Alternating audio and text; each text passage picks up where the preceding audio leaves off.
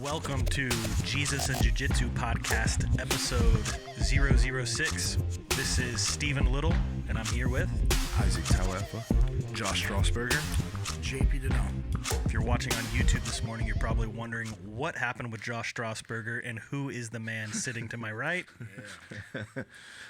10 years younger, right? Yep. Well, he found a razor, and he does look good, though. You do look good. You look dapper, brother. Hey, it's good to be back in the studio with you guys. Absolutely. Same, yeah. You too, man. Real good to be here. So what's going on? With the beard? Or in general? Sure. Okay. Yeah, let's make it about you and your beard. Yeah, let's make it all about me today. No, just a little professional look. We recently worked the Echelon Front Muster, which is a leadership and consulting.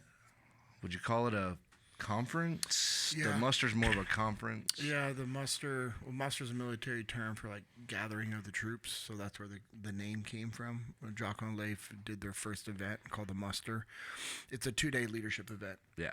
With Jocko Willink, Leif Babin, Dave Burke, Jamie Cochran, myself, Steve Ward, Jason Gardner, Sean Glass, Cody Gandy, Danny Ziem, Meg, Corey. And if I'm forgetting anybody else, And y'all got your jiu-jitsu on at muster. Oh yeah, Yep. that's every muster we do that. After every big echelon front event, we try to do like an introduction to jiu-jitsu for people that have never done it, and then obviously you have people that have trained before, so it just opens up to kind of however they want to do it. It's cool. They had Dean Lister out there. Dean Lister comes out to every single one of the musters, and helps kind of kick off the jiu-jitsu part with Echo and Jocko. So, yeah, always a good time. I love No the big muster. deal. No big deal. Just having the boogeyman. Yeah, Dean Lister, yeah. Personal fave. Yeah, so Josh was working that event with the ops team, and so he shaved, man. Typically, I trim it pretty low, but I decided to go all in and keep it extra professional this time. The EF standards, Yeah. And then which was cool is, Ike, you were there just being able to like me for my first muster, just soaking it all in, just sitting there listening. I mean, it was 2 full days of a lot of information, right? Oh, it was amazing, dude. That book that they gave us to fill out with notes, they had The good thing workbook, was, yeah. the workbook. It was awesome because the whole page on one side had a ton of notes already, and then you had a section where you could fill stuff out. But I was just like, I had a hard time taking notes because I was just like super engaged and enthralled. Yeah, for hours and hours every day. It was awesome. That's cool, man. How- It was awesome having you there. It was so cool. How was awesome. the jiu-jitsu? I saw I saw several, I should say, Jesus and Jiu-Jitsu rash guards, and I also saw a couple photos of all of our Pursuit brothers. Yep. Of all the Pursuit brothers that were there was like maybe 10 of y'all or something. So I think there's 12 of us, and in the picture there's 11. Danny Ziem wasn't in there because he had to leave. He had been on the road for 11 straight days at that point. Wow. And he had to catch his flight home, and unfortunately just Well, we tried to make the picture happen at least 3 different times, but obviously JP's very busy at it. And then I think one of the times I was setting up jiu-jitsu mats. Yep. So it was kind of like, all right, we're going to try again at the next break. And it went past Danny's time. yeah, it was good though. Man, it was awesome having that many of the Pursuit brothers Yeah. there. And then also there's 2 Pursuit sisters. Yeah. Cowie's wife Kara and my wife Amanda were there. Yeah. you know? Amazing. So it was really cool. So if you think about that, that's 14 people that have been through Pursuit. It was really cool having that. And the morning PTs were awesome, and then jiu-jitsu was awesome. The Jesus and Jiu-Jitsu rash guards was really cool. I got to meet our lawyer, Ruben, Yep. which was awesome as well. So Yeah, because he was like, I was wearing my rash guard, and he was like, how are you? How do you know? You know JP? And I was like, oh, yeah, he's a great friend of mine. And he was like, oh, I think we've been emailing each other. What's your name? So it was super cool. Ruben, shout out to Ruben. He's awesome. Yeah. yeah. Yeah, that was cool. And you know what's awesome is that rash guard, wearing the rash guard around the jiu-jitsu piece was like, so many people were like, dude, what is that? That's awesome. A couple of people were like, that's cool, but I don't know how those two things go together. And I was like, well, let me tell you. You got a second? Yeah. That's perfect. Yeah, just opening up those doors, it was really cool. You know, Will Tate and Spencer, obviously were running security at the muster, and you know, just having them there as well, which, you know, I don't know if on this one or in the future we'll go into a little more details is in regards to, or I guess more details of what Spencer and his guys are doing and the connection with Jesus and Jiu-Jitsu. So I think it's really cool. Yeah.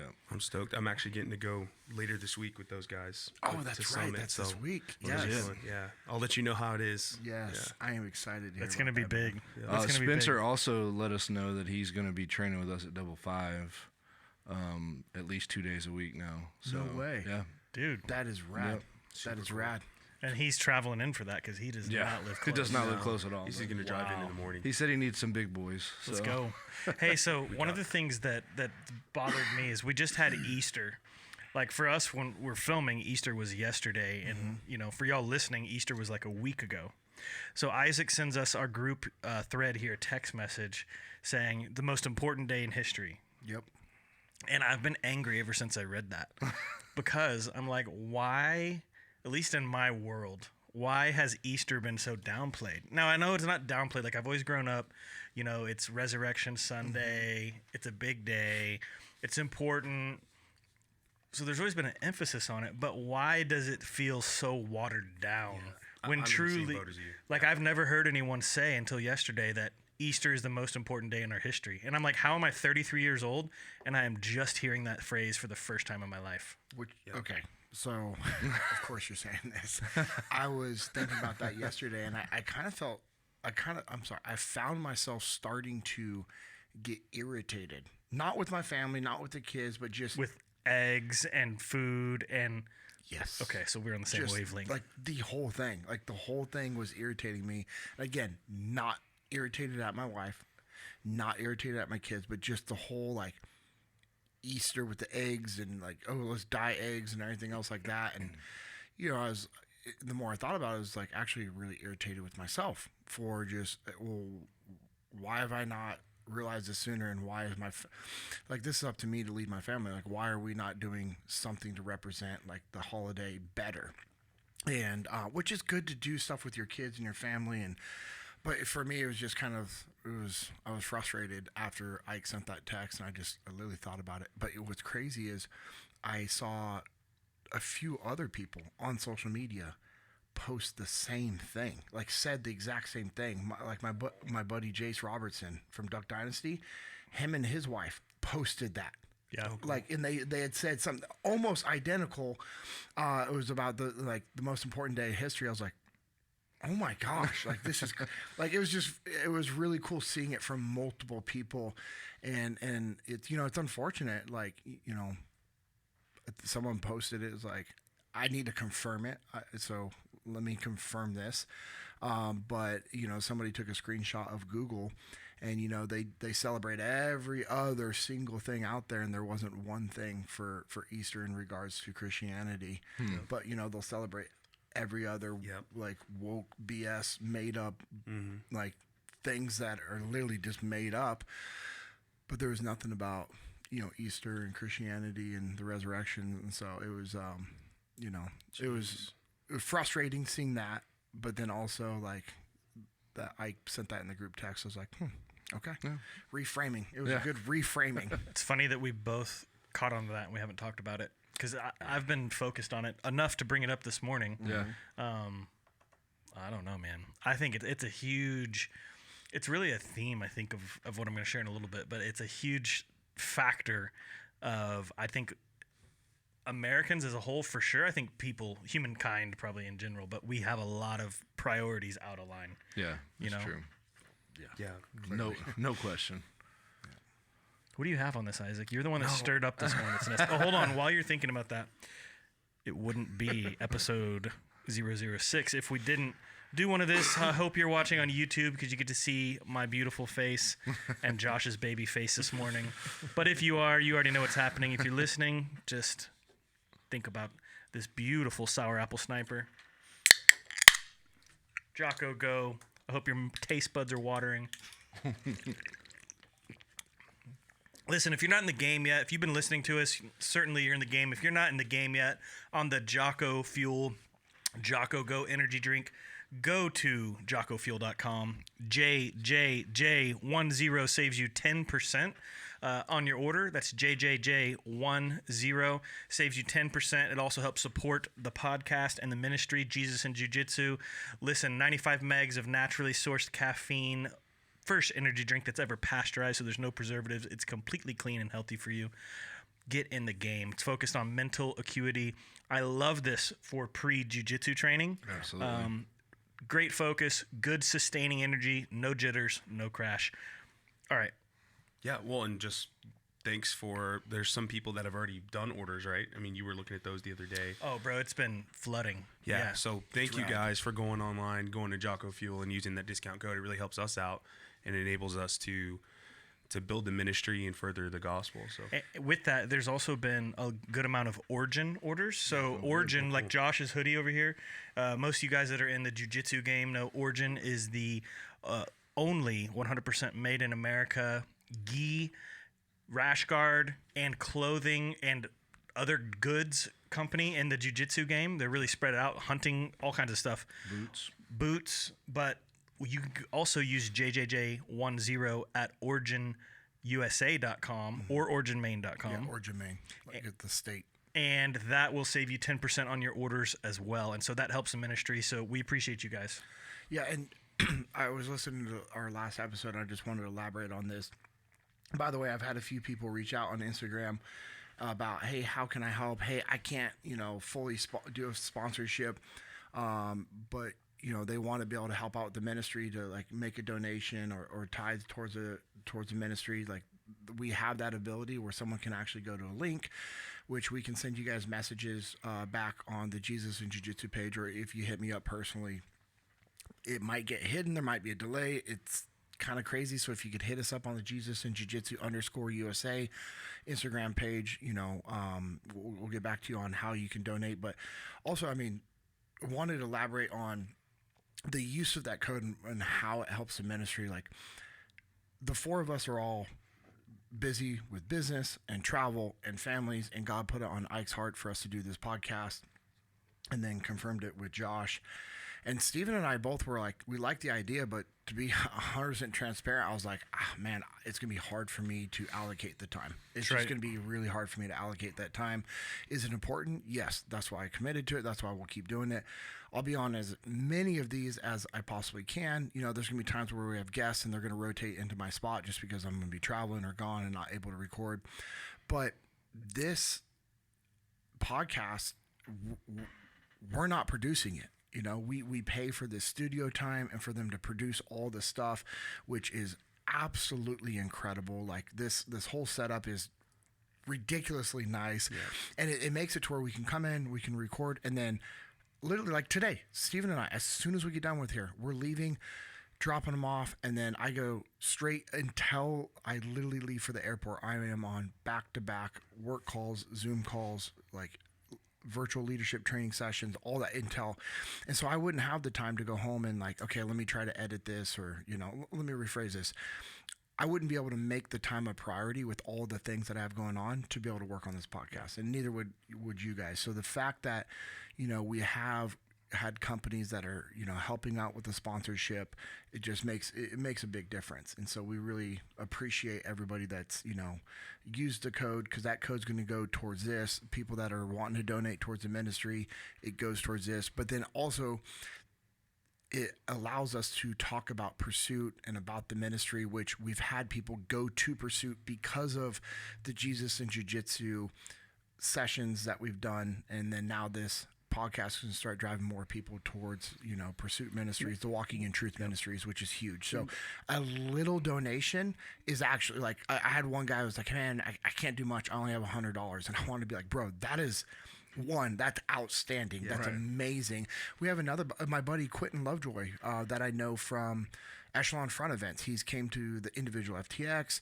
He's a member of the Extreme Ownership Academy. Like he wants to buy a bunch of Bibles and send them to us so that we can give them out at our event. So it's just real, and that's because of this podcast. So we appreciate the support. That's awesome. Yeah. We actually have someone coming with us at the end of this month to Pursuit 9, Men's Pursuit 9. where they heard about Pursuit was this podcast. That's amazing. Cool. And so I love it. We're going to get to hang out. I won't throw your name out here yet, but we're going to have some quality time with you at the end of this month. Man.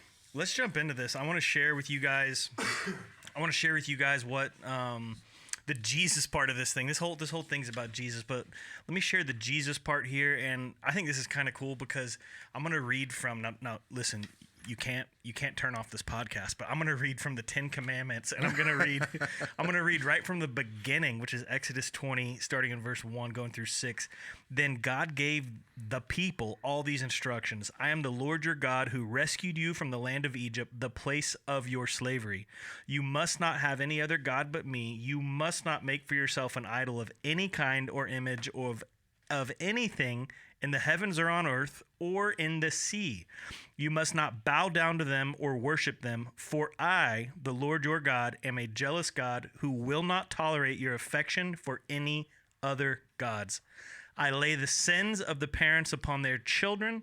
The entire family is affected, even children in the 3rd and 4th generations of those who reject me. But I have lavish, unfailing love for 1,000 generations on those who love me and obey my commands.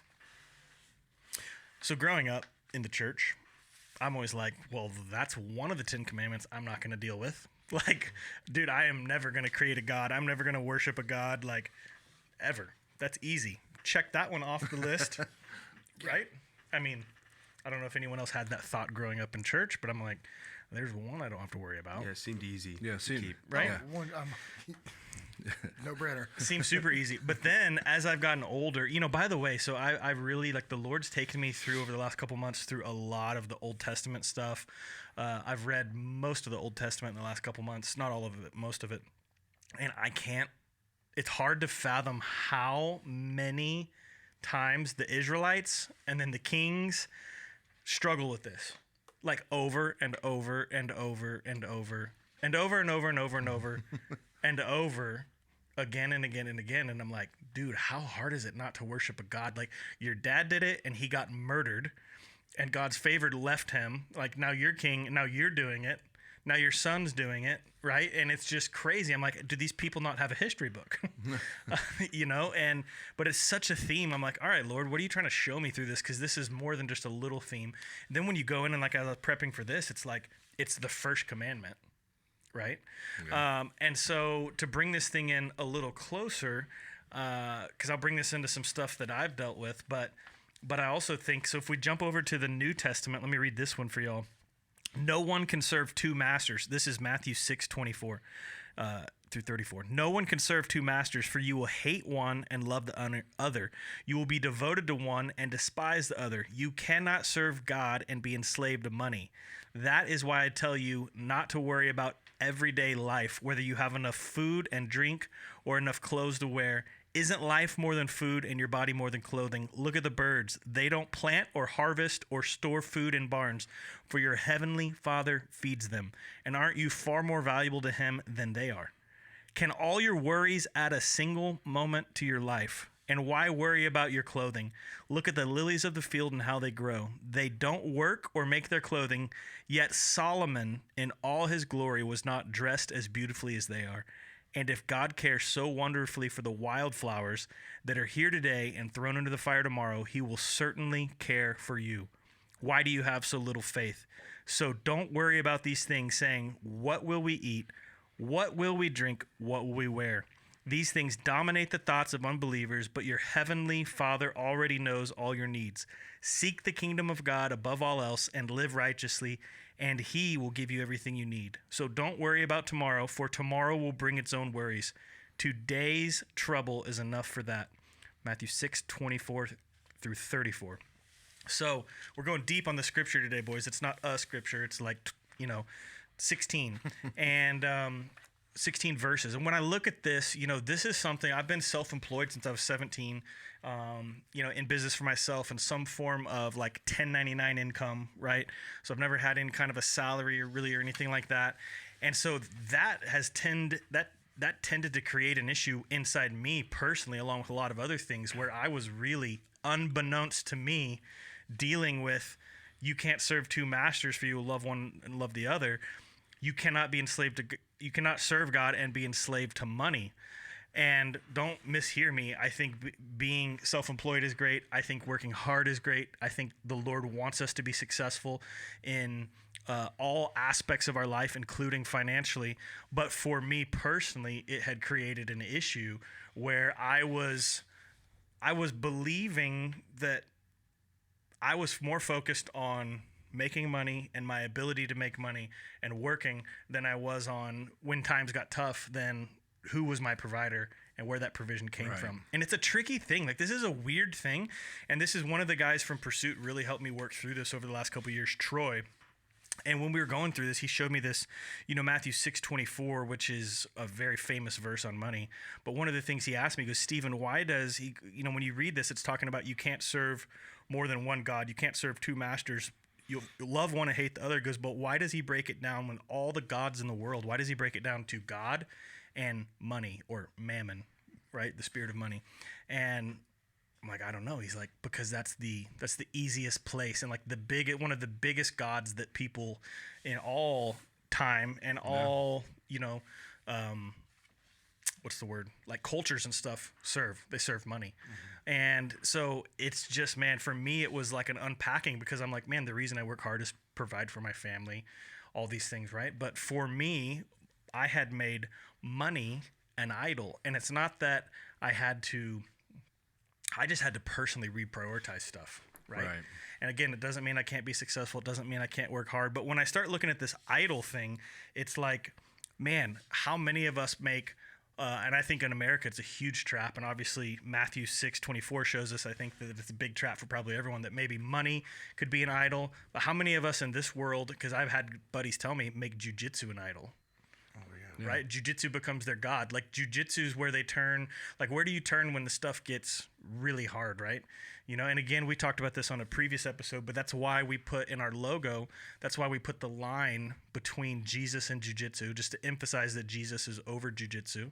And that's also why the Jesus font is larger than the jiu-jitsu font in our logo, just some symbolism there, right? But I think this is funny just because, of course, the thing that I always grew up thinking, like, oh, I'll never, make idols and serve idols, because I was in my limited young brain that hadn't matured until recently. You were thinking of a golden calf or a statue, like a literal physical idol. And so, but it's like anything. In fact, it's funny because I was reading this morning very early, and I didn't type this out, but it's right here.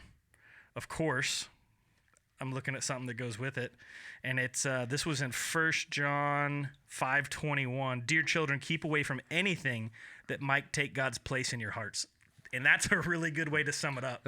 That's the simple. So that is anything that would take God's place in your heart. So that goes back to Easter eggs on Easter. Like what's your focus? Are you spending more time with your children, more emphasis on hunting eggs and dying eggs than you are talking about the most important day in our history? Yeah. Are you spending more of your waking effort and energy? And I don't mean minutes, but like are you spending more of your time, if like, for example, for where I've been in the past as a self-employed person, when stuff's really tough, are you spending more of your time in the secret place with God, or more of your time just trying to pound it out and make more money? Yeah. Right? And again, there's a time where we have to just lower our head and go be productive, and that's biblical. It's all through the Old Testament. So I'm not saying that, but I'm just saying, where is that first place you turn? Yeah. Right? When your head goes down at night, what is the last thing that you're thinking about? Am I communicating this well? It's a weird thing to talk about. You're also kind of like talking about intent, I think. Being intentional in your time and intentional in your efforts and what you're doing. I think that makes a large difference. Yeah, and it's not just time. It's also, like you said, it's also your, well, you said intent, but like your focus, like the focus, the meditation of your heart. If it's set on all of the things that you have to do, and you only give your time and your attention and your effort from your heart for a few minutes a day, it's not just about how many minutes you spent reading. It's like, how much of the day are you preoccupied with the things of the world, including worry, anxiety, fear, doubt, instead of thinking on the Lord and thinking about what He can do for you and what He always does for you, that He's never failed. You can devote your time and go to church on Sunday, but you can be sitting in the service thinking about all the deals you got to close on Monday and all that. Yeah. That's right. Or What are you doing? or you have your time with the Lord in the morning and you're just sitting there. You're reading, but then your phone's buzzing with emails, and you're That's right. let me work Well, on and this. I think to what you just said, you brought up like stress and anxiety, and I think so for the money aspect of it, like when, and this is from kind of that side. There's multiple sides of the money aspect, but when you're looking at it, when you do have that stress and anxiety sit in on you, right? Where are you? Where's your brain going? Is it going to like, are you feeding that worry and stress and anxiety? And is your turn to like, I need more money, I need to do this, I need to do that? Or is it like, Lord, what do you want for me? Like, and putting your mind on him. I don't know. Again, this is kind of one of those things that's a little funny to talk about. Sometimes it's hard to really portray your personal things that you've gone through, but I just think that this is a good one when you talk about not making other gods. And I think as a whole, like, I think distraction is a big one of these. Like going back to the Easter holiday, right? I think we're just distracted by things that aren't bad, right? But it's just when we put all of our focus on those things, it takes our hearts off of, what was this, right? Dear children, keep away from anything that might take God's place in your hearts. So I think there's a lot of things that can take the place from God in our hearts. Yeah. As you guys are sitting, and I'm just listening to some of the things you're saying, and I actually really enjoy that we're talking about this because I think this is something that every one of our listeners can actually relate to. Like literally every single listener. Now, whether they can see it themselves or actually like admit that is one thing, but I'm telling you, like every single one of our listeners, and that's a bold statement. I know that, every single listener, but just bear with me and think about this is, we were talking about how jiu-jitsu just makes us better husbands before, right? A couple episodes we were talking about like going and working out and training, and there's times where, I think Stephen, your wife has said it. I think all of our wives is like, hey, you need to go train. You need to go train. You need to go to the gym. What if we took that time and we went and sat in our room and we're like, what if like when my wife's like, hey, you need to go train, and she's right, because I need to go train because I'm stressed out. What if I went and took that same amount of time and sat in my office and like was worshiping the Lord and actually doing a Bible study? Yeah. Like, bro, like, can you imagine the difference that would make in like my walk and how I actually led my family? And so there is a balance that needs to be made, because yes, I do need that physical activity. I do need to actually go train jiu-jitsu. There is that aspect. But if the default is not spending time with the Lord, that's a bad thing. Right. And I think that's something that, as you were saying that, I was like, this is something I need to be a little more aware of. Now, okay, cool, I'm going to go train. Well, for me, it's a 35-minute drive. Can I be listening to praise and worship for 35 minutes and like meditating and praying and actually like, yeah, that's cool. Because if I do that there and back, that's 70 minutes of just praise and worship, which that's a good portion of my day, if I'm adding to those other times. So I was just thinking like, as you guys were, as you were saying that, it's just for me, I've definitely fallen into that rut of just like, instead of just fully submitting to God. Now I will tell you, like over the years, like, Amanda and I can say that we have fully submitted to God, just people that kind of know my story, and I've alluded to it in the past. I mean, 6.5 years ago, there was not the best position financially to be, and like a few things that I thought were like solid things, like turned out not to be solid. And I was just like, but I had to like fully submit to God and just be like, okay, I thought this was a solid thing. It wasn't. Okay, what's the next thing? Hey, I thought this was a solid thing. It wasn't what, it wasn't just like two things. We're talking 3, 4, 5 like things that I really one after another. Yeah, and it was just like, and it all opened up to where it's like when this opportunity with Echelon Front fully came about, I was like, okay, all the other things that I thought were what it was supposed to be, it wasn't. I wasn't ready yet, and I had to fully submit. And I'll tell you the big thing, man, I know I talk about this often, and I'll continue saying it, is when Amanda and I switched our mindset to where when we tithe as an act of worship. Yeah. That's made a big difference. And I mean, we make decent money. I mean, we're not like, it's nothing incredible, but it's not like where it was, I'm very thankful for the opportunities that I have. I don't care. I literally could lose it all. Steve and I've talked to you about this recently. Like, hey man, I could lose everything I have, and I would just be like, okay, I'll go redo it again because I know God's going to be with me. Yeah.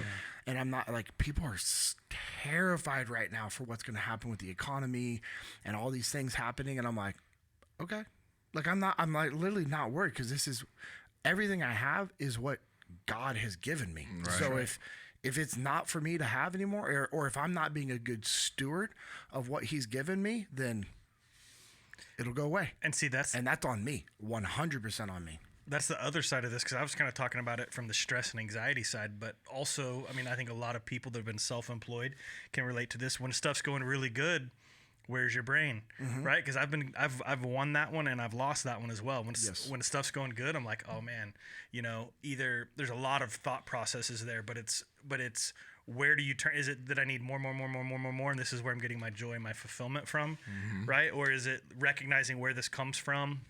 And I mean, JP, you and Amanda are amazing examples of this. Y'all are always so generous and looking for opportunities to help with your time and your resources and everything. But I just think, yeah, it's both sides of that, and it goes way bigger than money. But I think money is a big one for me, where the Lord revealed I had created that idol in my heart. And it was just, I think personally too, I was just focusing too much on money. It was coming from a good spot. So I thought, providing for my family, building my business, and all those things are good. And by the way, I'm pro, I've said it already, but I got to say it again. I'm pro like capitalist, like make money, free market, be successful, go create jobs, right? Provide income for your family, like save money, build a good retirement account, invest your money. I'm fans of all of this stuff, but I'm also sitting here going, man, this has been a huge thing for me. And so I'm sure someone else can relate to this, but it's like, where is your focus going and where is your heart set on, right? Yeah. So that I wrote actually disordered desires, disordered affections. So when it becomes sinful, so money is important. God gives us money. It's how we can make things happen here. But it's when it's disordered. It's when God is not the highest object of our affection, when he is not the utmost, when our energy and our effort and our worship, our desire is not going to him first and foremost, then that's when things are out of order, is when it's sinful. But I think that money is the biggest one. Like the reason, like what you're singling out today is important, because I think the reason is that money can get you stuff. Money can give you power. Money can give you favor. Money can provide for you. And so it is a false god. It's another version of the one true God that provides for you, that that sustains you. But it's like, man, when you don't have that and you're left with like, because Kim and I, we've had ups and downs. We've been all over the place financially. We've been really stable. We've been like, where we're teetering on the edge. And the thing that I've noticed throughout all of that is the times when I was, just like you said, Stephen, when I was like focused on the money and how much money I can make, it's really easy to pervert it to like, I'm providing. It's like, yeah, but now I'm just trying to like get as much as I can. And then there's seasons of where I can't do anything. Like no amount of spinning my wheels or digging or, working harder is going to bring in the money. Like it's just like the opportunities aren't there. The only option I have is to trust in the Lord. And I want to start making it in my own life not a second option. I want it to be my first thing. Like, Lord, I need you. And whether I have money or I don't have money right now, I still need you. I need you desperately. I need you desperately, no matter how much money I have in the bank, because I know it's not always going to be here. So that's something I'm personally working on, is my trust in the Lord, in him providing for my family no matter what. And it doesn't help with eternity. Like we're talking about eternity. Yeah. You know what I mean? Like, that's what's crazy. Is like, as you were just saying, it's like the money can't buy you that. Yeah. It's just, it's unique how, people, they don't place, a priority on their health, but it's all about like making money. And then they're like, they get really unhealthy, and it's like, they can't buy their health. They can't buy their health back. Dude, we're talking about something that is untouchable. So this is your salvation. This is your relationship with God. Like where you're going to be spending the rest of your eternity, your family, your friends, your loved ones. And so as you were just saying that, Ike, like that just was like it just stuck out. And I love the way that you said that. And that's the big one. But I mean, you can't buy your health, but like how many other, even beyond eternity, like You can't buy your time back. No. I mean, Nope. how many people are closing deals or focused on money and they miss their kids growing up? Yeah. Even, I mean, I'm not saying like I'm a huge deal closer or anything, but like even in my scope with my businesses, there's things that I've done looking back like, wow, I missed a lot. Yeah. Because I was doing that. Now, there's a dichotomy. There's a fine line of, well, you got to go to work, so you're going to miss some things, being the breadwinner, being that, but your intent behind it. And if you're being intentional with your time when you are home, that makes a big difference. I mean, all that pales in comparison to eternity, but there's still things you got to live with while you're here. And also, to take it full circle, how many of us continually put training or jiu-jitsu or any of those other things? I mean, if any of you, I don't do this, but if any of you play video games, I mean, are you putting video games above God and above your family? I don't know. I'm just thinking of something. But to what you said, JP, one of the things that's helped my relationship with money, and you're talking about eternity, is like for me, I know different people really connect with the Lord differently. One of the ways I connect deeply with the Lord is through remembrance.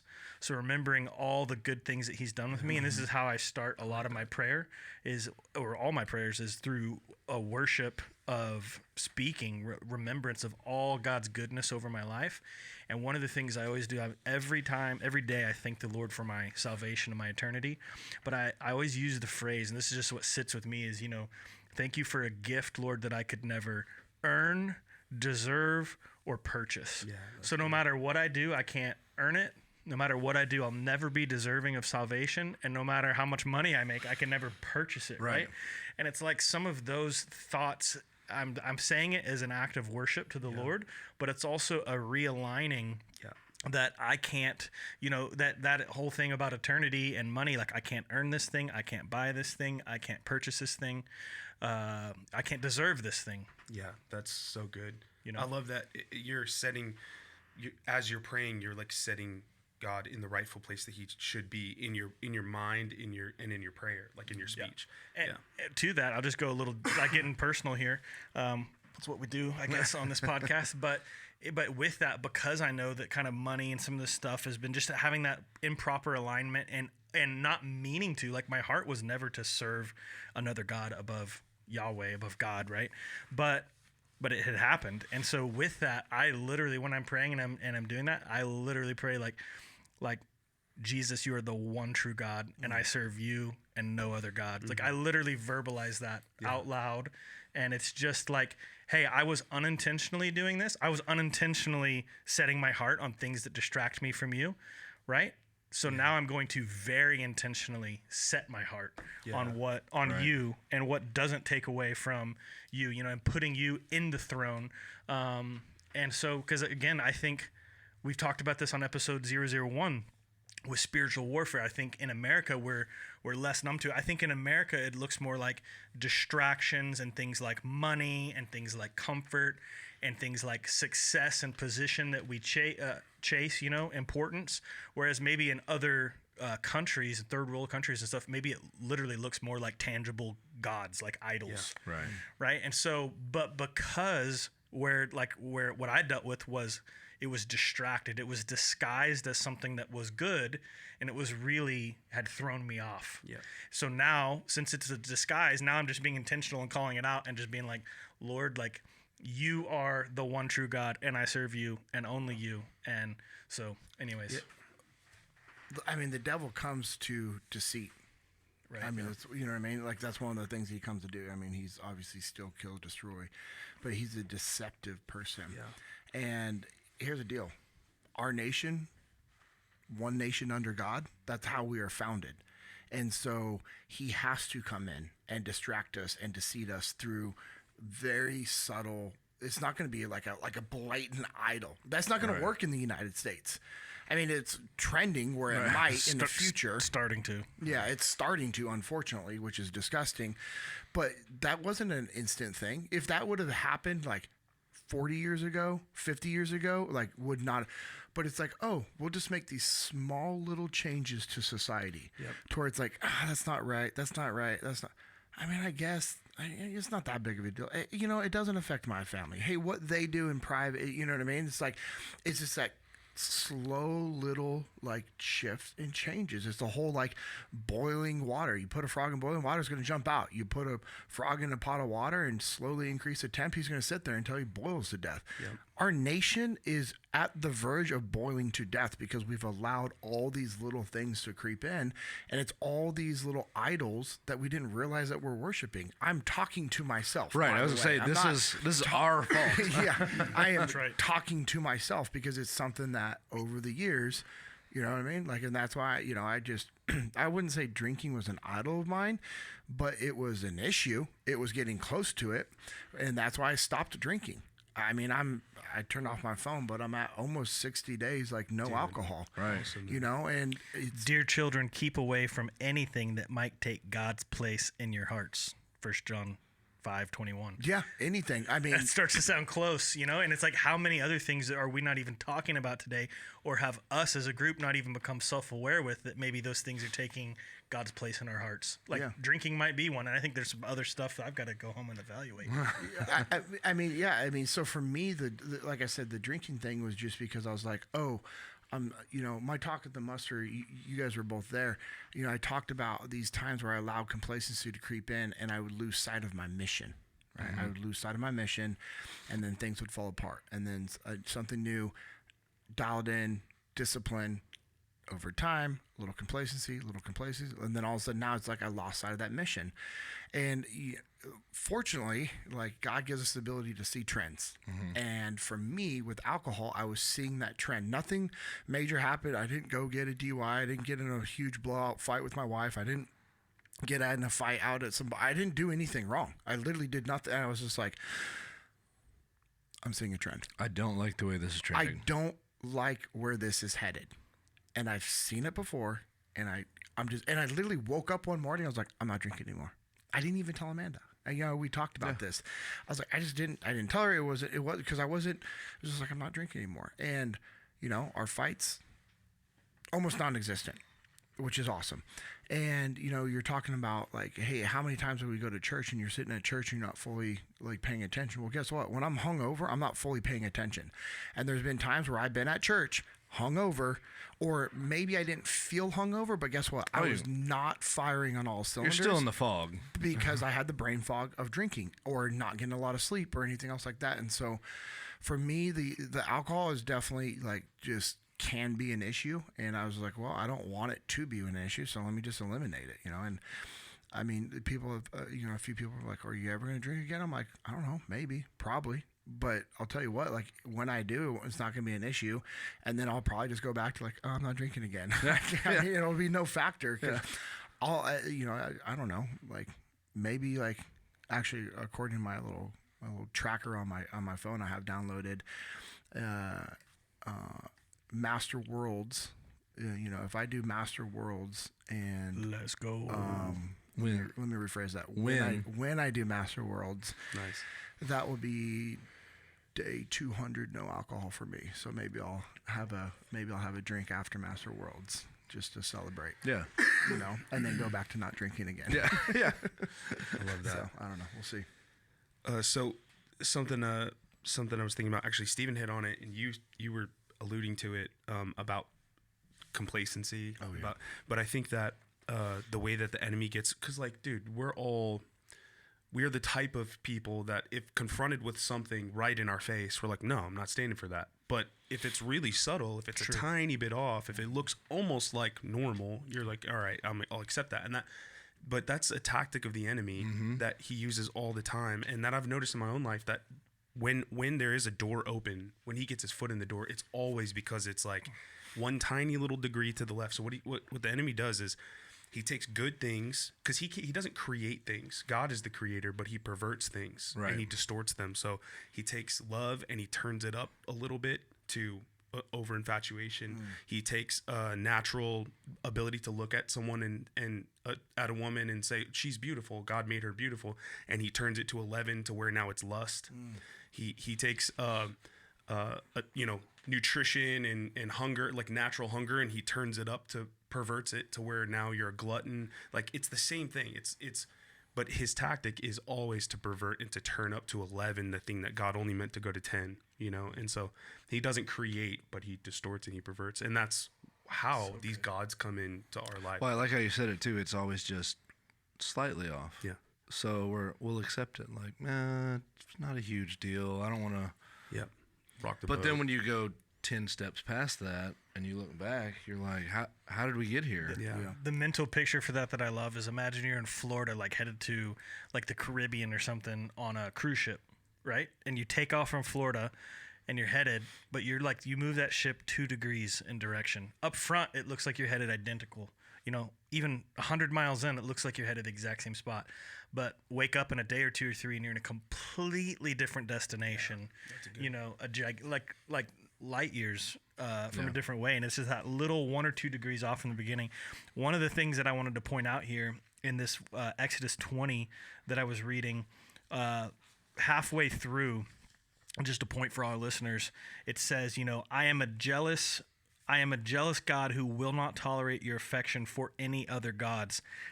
Here's the part to emphasize. I lay the sins of the parents upon their children, and the entire family is affected, even children in the 3rd and 4th generation of those who reject me. And so this is like, you hear of like, oh, generational curses.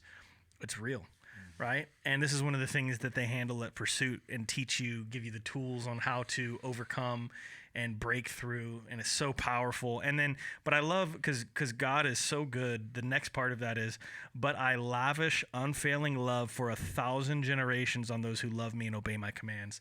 And so you also have to remember, you know, we talk a lot about leading our families in this podcast. Your sins, when unhandled properly, get put on your children. I mean, it says so right here in Exodus, right? So your children are going to reap the bad rewards of your sin when you don't handle it properly. But then on top of that, but they will get lavish, unfailing love for 1,000 generations on those who obey me or who love me and obey my commands. So at the same time, you know, your children and your offspring are going to reap the godly blessings of your obedience and your love for him. And so that's also a good perspective thing. Like, you know, when you're thinking, when you have that thought and you slow down to think about it, man, do I want to engage in this? Well, dude, it's like your children, your children's children's children. Yeah. That's good. I like how it. I like how it also, like in that verse, it added the unfailing love, because somebody who's listening to what you were just saying is like, man, you know, that's an angry God.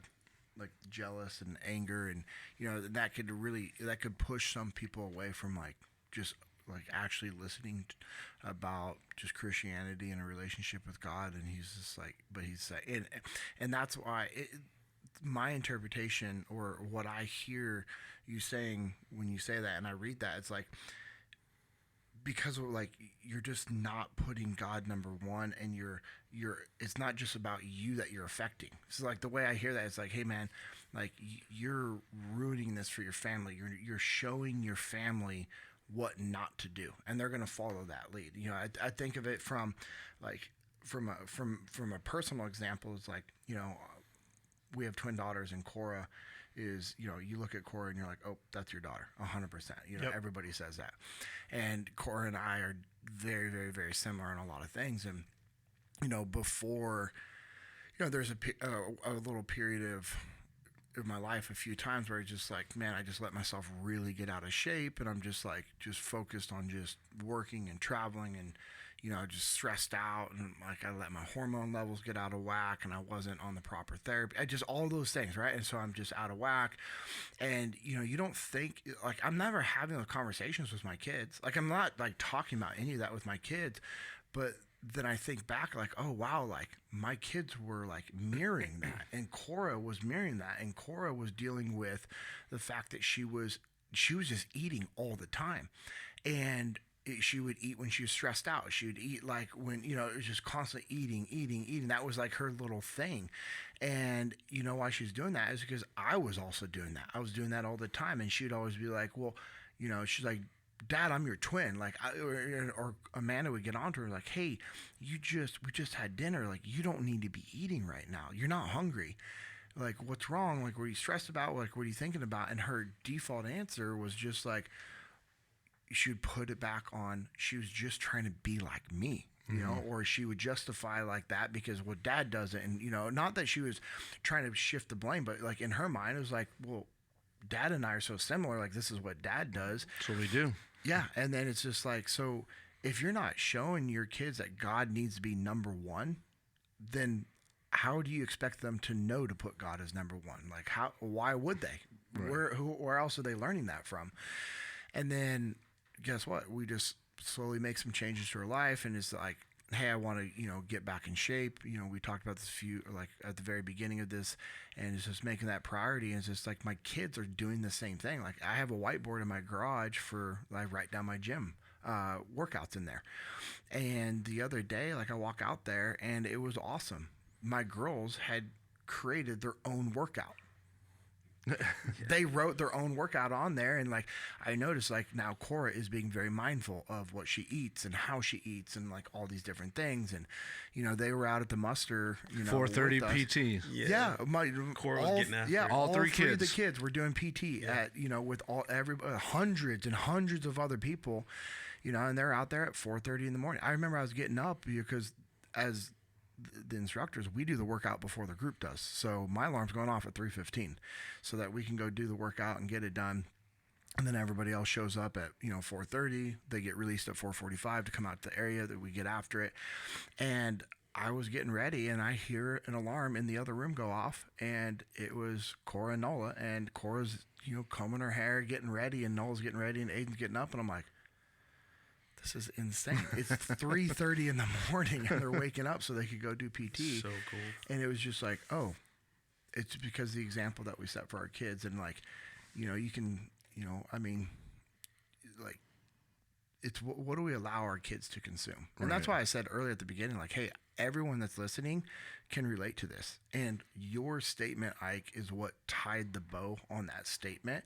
It's just because if we truly were to look at our lives, and it's like, okay, hey, God created, boom, and then we take it to 11, or the devil takes it to 11, or we allow it to go to 11, like that's like the perversion of all these things that are made great.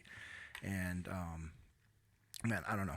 I really like this. No, that was spot on. What we're talking about, because anytime there's a message that is just universal, which is cool about the Bible, but like really getting into this is because a lot of people struggle with that, man. Yeah. A lot of people struggle. Yeah, thank you, Stephen, for bringing it up. Oh, yeah. No, I was just going to say, you're one little thing on that. You're leading your kids, whether you're meaning to lead your kids or not. So yes. Yeah, that's good. If you're leading them right, you're leading them right. And if you're not, you're still leading them. They're still watching, and they're picking up on that. So, no, you're totally right. They're going to follow you somewhere. Yeah. So be cognizant of where you're going to lead them. I was going to say thank you, Stephen, for. I know we prayerfully consider what scripture we want to share. God will put it on our heart, and so thank you for your obedience in sharing this one, because it was timely. It's needed. I mean, there's so many reasons why we brought it up today that needed to be talked about, especially what JP mentioned about the economy and how hectic it is and how scared people are of the future. I can totally see money being a god, the one that people run to solve all the problems that are coming about. So. And to that, what I would encourage you in, as a true Christ follower and in believers, and we don't participate, now we do, but we don't participate in the U.S. economy or the world economy. We participate in the kingdom economy, because guess what? When the world ends, or when we die, the U.S. economy ends, the world economy ends, but it's what JP was talking about earlier, which is eternity. Right. We participate in the kingdom economy. So just know that when the economy, whether it's good or whether it's bad, right? Maybe you do partially, in a sense, participate in that, but really always remember that you should be equally yoked into that kingdom economy, and the Lord is your provider, because if he'll provide for the wildflowers, right, how much more does he care about you? Yeah. This is good. It's awesome. It was timely. This is good. I appreciate you guys engaging me, and also, honestly, the three of y'all really helped make this a complete thought for me, because I kind of just put it out there, and y'all really sealed this thing up. And so it's one of these tricky things, because, you know, like on the money topic, money is so tough to talk about, because there's nothing bad about money, right? It's our relationship with money, or where we put it in our lives, right? And so it's one of these weird topics that needs to be talked about more, right? And I think that's one of the things that we want to do on this podcast is not shy away from the taboo topics, or we're really not worried about being canceled or anything like that. We're uncancelable. Yes. So I loved it. We're getting the laugh from Lucas in there, our Viking producer. We appreciate you, by the way, brother, and all you do for us. This has been Jesus and Jiu-Jitsu podcast episode 006. Go train.